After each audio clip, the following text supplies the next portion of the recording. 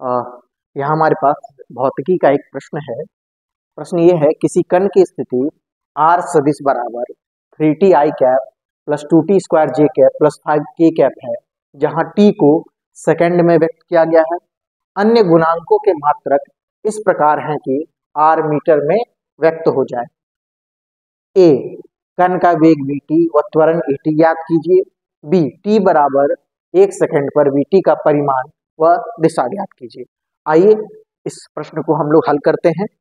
तो यहाँ पे हम लोगों को पता है कि वेग जो है वो समय के साथ स्थिति में परिवर्तन की दर को वेग कहते हैं, और त्वरण जो है वो समय के साथ वेग में परिवर्तन की दर को कहते हैं।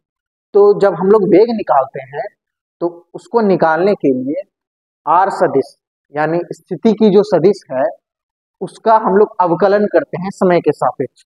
यानी कि यहाँ पे वेग जो है vt वेक्टर vt सदिश बराबर हो जाएगा dr सदिश डिवाइडेड बाय dt। यानी कि ये हो जाएगा d by dt 3t i cap plus 2t square j cap plus 5k cap.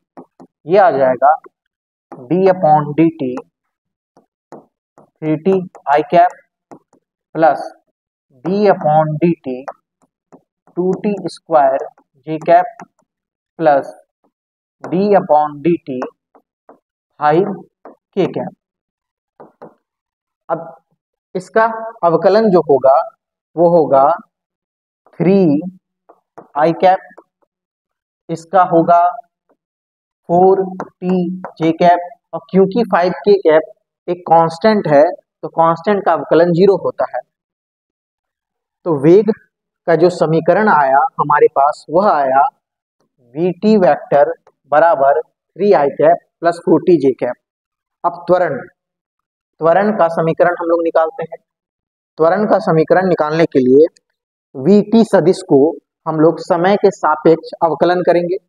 यहाँ पे त्वरण हो जाएगा त्वरण at सदिश बराबर d upon dt vt vector बराबर होगा ये d by dt 3i cap plus 4t j cap.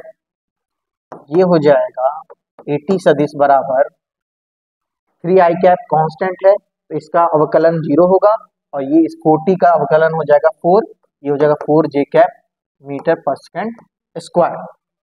यहाँ पे vt का यूनिट हो जाएगा मीटर पर सेकंड।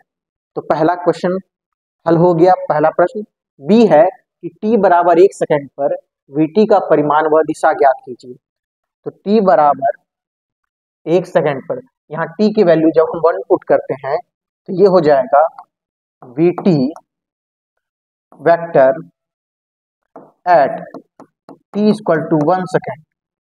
ये हो जाएगा 3i cap plus 4 into 1 j cap metre पर सेकेंड। ये आ जाएगा 3i cap plus 4j cap metre पर सेकेंड।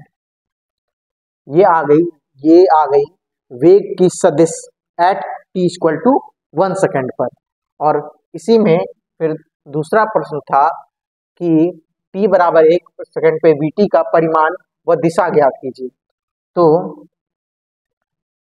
हम लोग जानते हैं इसमें vt सदिश इसका परिमाण निकालने के लिए ये हो जाएगा under root 3 square plus 4 square, यानी कि ये हो जाएगा 5 मीटर पर सेकेंड।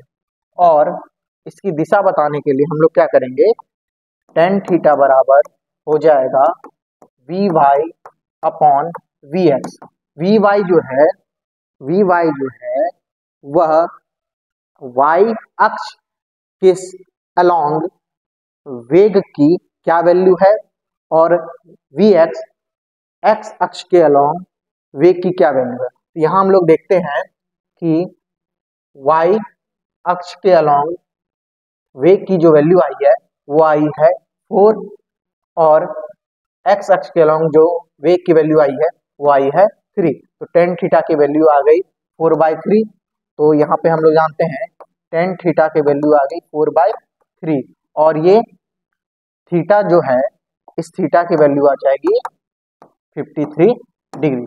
यही जो है वह VT यानी वेग की दिशा होगी, और यह जो एंगल आएगा वह एक्स अक्ष के सापेक्ष आएगा, यानी कि ये एक्स अक्ष है, ये वाई एक्सिस है, और ये वाला एंगल जो है वो 53 डिग्री। यही इसकी दिशा हो गई।